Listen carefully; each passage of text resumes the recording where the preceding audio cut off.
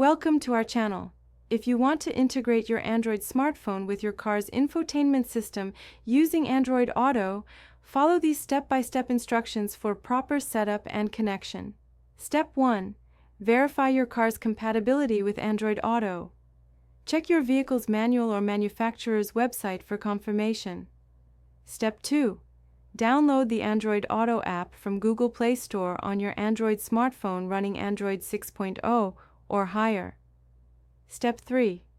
Open the Android Auto app and accept the terms and conditions when prompted. Step 4. Grant all necessary permissions including location services, phone access, contacts, and microphone when the app requests them. Step 5.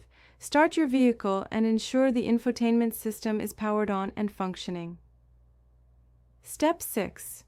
Connect your smartphone to your car using a high-quality USB cable.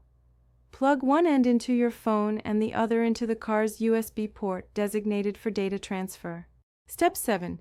Your car's display should recognize your phone and show an Android Auto setup prompt. Follow the on-screen instructions on both devices. Step 8.